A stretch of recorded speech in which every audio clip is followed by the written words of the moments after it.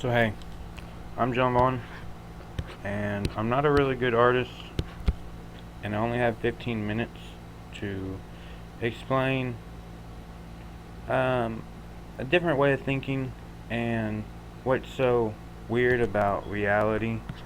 And I always think about reality and what reality really is.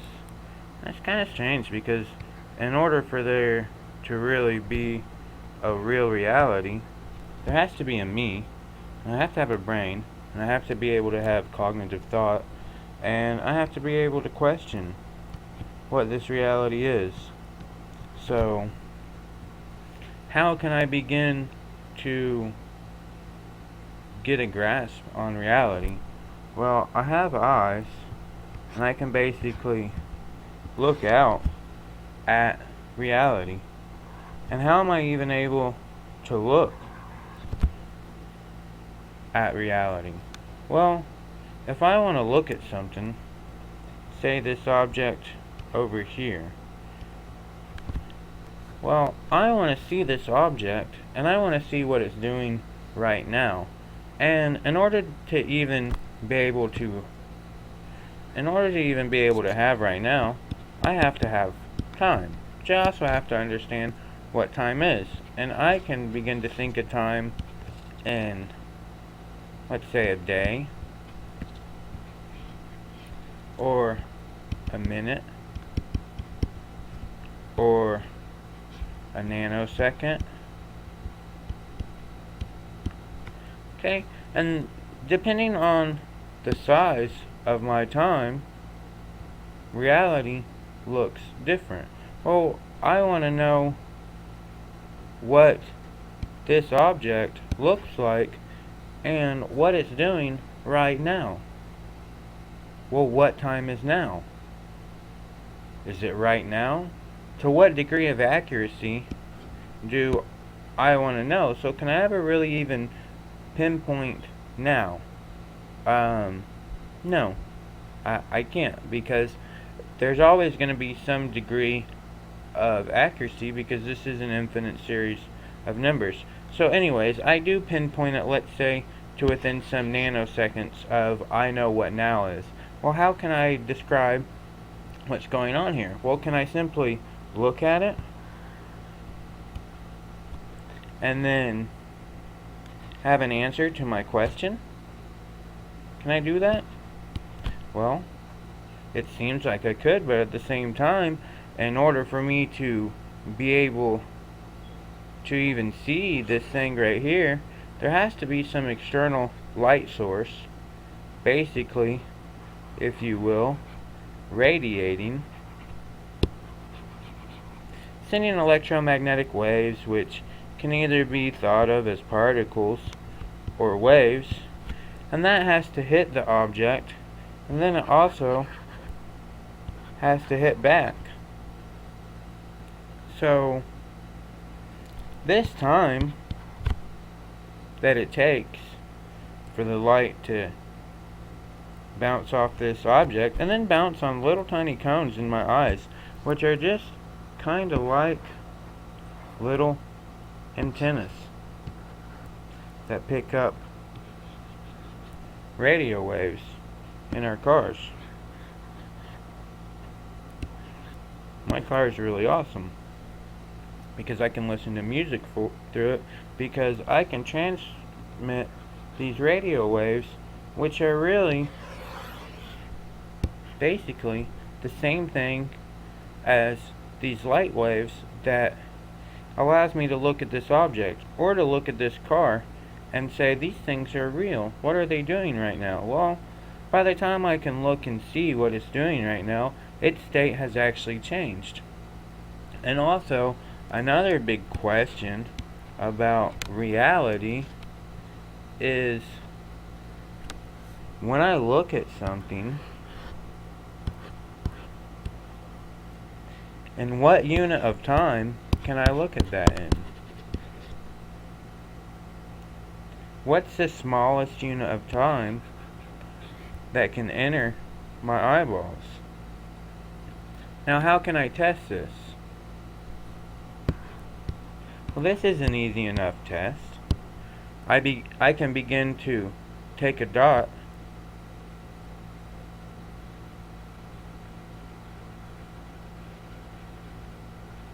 and I can begin to flash it on your screen. And I can flash it on for a very small interval of time and then off for X interval of time.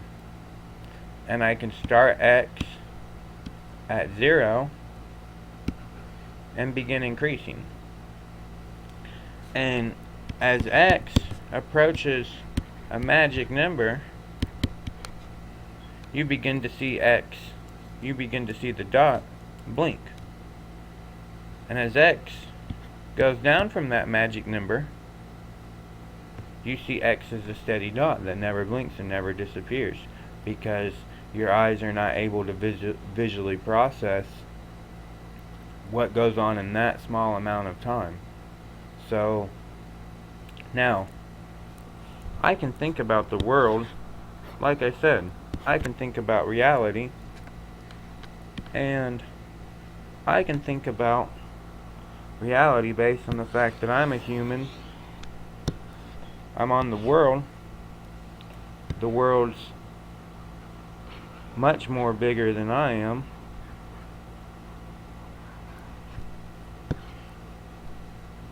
But I'm sitting there, and in this world are these little tiny atoms, and they make up everything. And so much that we know about these atoms, they make everything, and they're so little to me. But what if I were to sit on top of this atom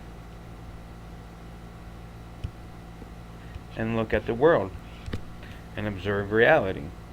One, what unit of time would I be looking at it in? Also, I'm looking at it in a lot smaller scale. So whenever I look out and see, I see all this empty space where there's nothing. And I'm like, hey, there's really not much out there in the world. Just kind of like the same way I look out and see all these different stars shining about. And I look down to the ground and I'm like, oh hey, everything's solid. And everything seems like it's here and I can touch it. And I look out into space and I'm like, wow, there's really not much out there. It's really empty. But now whenever I look, because I decide, well, if I want to describe true reality, can I limit myself to me? No. Because does reality only exist for me? No. Reality exists for a bunch of different people and some animals, some bacteria.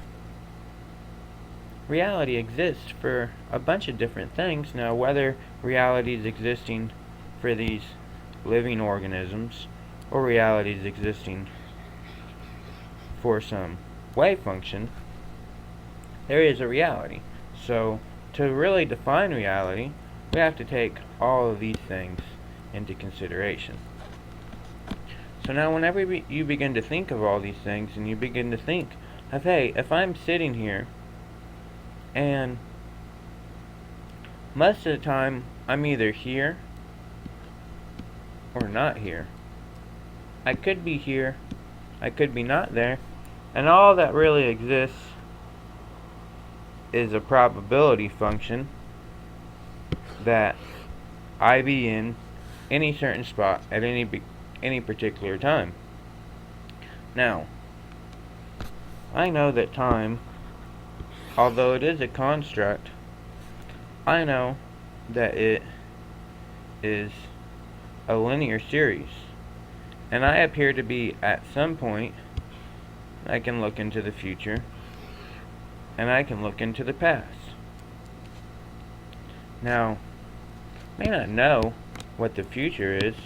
I would assume that it basically involves a lot of wars and a lot of blood and guts and dead people everywhere, because for some reason we haven't moved ourselves to a more enlightened civilization where we realize that war and killing people is really a stupid way to handle problems. And there has to be a better way, especially to make everybody happy.